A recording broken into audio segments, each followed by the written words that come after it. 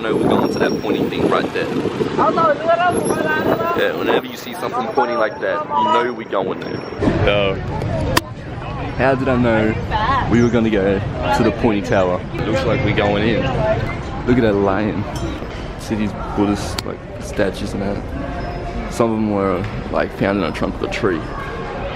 Should be going to the founder of this place. She helped out a lot of people and stuff. So they made a shrine up on top of a 25-meter hill, which is actually the tallest hill in the city.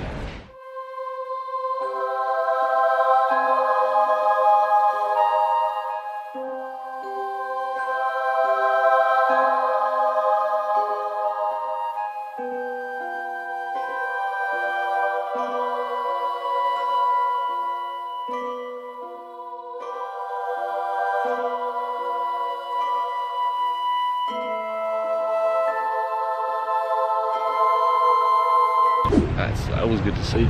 So we're heading back down now, down the stairs. I don't know how we're going back. I think we're just going to go back to where we got dropped off, which is right there.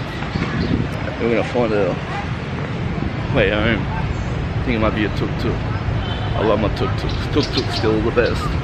So we're getting a tuk-tuk home. That's how we get home. And we're going to go to, like, in the next 5 hours or so, we're just going to learn a lot about the history here. So yeah, we're gonna get in the tuk-tuk now. Get it.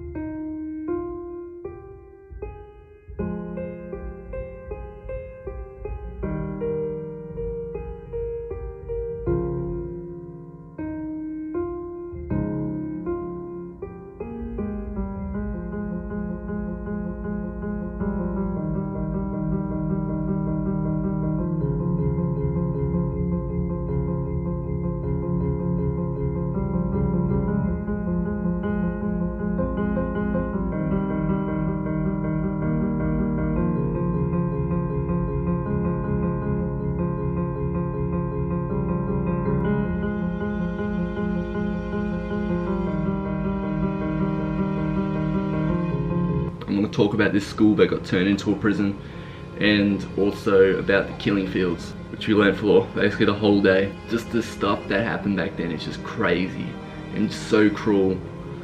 Like, none of that should have ever happened. Like, so the command took over Phnom Penh, and they were said the US were going to bomb Phnom Penh, and they told everyone they had to evacuate, even though the USA signed a treaty with the Cambodians. So they wouldn't let it bomb them anyways. So they were forced to leave their homes, evacuated. The town was empty for a solid 3 days. They had to go on a long journey without no food or water. They had nothing, just whatever they could bring with them at the time. Families were split up. Some people would never see their family again. They would split them up into different ways, tell them, you go that way, you go that way. Thousands of people died on this journey too. And you weren't allowed to stay. The people who tried to stay were just executed. And that's how f***ed up it is. Everyone basically became slaves. Lives were basically just ruined. Your lives were never the same again. Your life is basically in their hands, the Khmer hands. With the killing fields, how they, you know, how people got there. Prisoners who like mucked up or talked and that, they would get sent to this place.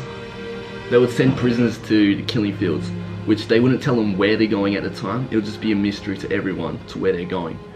They would just get loaded onto the truck saying they're going to another facility or another home to stay. They were blindfolded and cuffed behind their back throughout the trip, the whole trip. The only reason they didn't tell them anything and why they blindfolded them that is so there wouldn't be chaos on the trip there. No one would be panicking and nothing. They would just think they're going to another home, but really they're getting executed and just chucked in a hole with a whole bunch of other people. Just an unmarked grave, just dead bodies everywhere. And that's where they were going to send them. All the people, such as like the city people, people with soft hands or glasses or doctors, nuns, they were called the new people because they haven't been, you know, they haven't done really any rough work and stuff on the fields and the farms and that. So they were called the new people. And most of them were also called traders, even though lots of them were innocent. And most of those people called traders would just get executed. And the poor people from like on the farms and stuff, they were sent into the city. So they took over the city, while the people who lived in the city were taken out to the farmlands, to the outskirts of the lands, to the countryside. They were told to farm and stuff. They done all what the other guys were doing. They were doing farming and all that. The people on the countryside who moved into the city, they're all doing what, like cities, nuns. They're being doctors, nuns, and office jobs and all that. That's what they're doing now. And they don't know how to do it. So the new people went onto the farmlands, and the old came in, which is what they called the farmers now, the old people. They thought that was fair, but to be honest, in the end, they were just all slaves. No matter which way you went, you became a slave. No matter what, you were never safe. Also, religions were forbidden. Like, you could not have a religion at all. Also, men and women had to be split up. Men had to live with men, and women had to live with women. The young children would be allowed to stay with their mothers, but you just couldn't be together. Like, man and male could not be together. If you were caught together, you would probably be executed. Like, the school that was this place, it was now turned into a place of hell and torture. They would beat the hell out of their prisoners to get info out of them. They would beat them, they would drown them. There was this big beam that kids used to use to play on, which you'll see here, this thing here. Kids used to play on it, but now it's not used for that. It's used for something much darker. They would tie prisoners' hands up behind their back and were anchored up by the feet, upside down to the top, and they would just hang there until they passed out. And if they passed out, they would dip down into this pot, which was filled of human waste and dirty water. They dunked their head into there.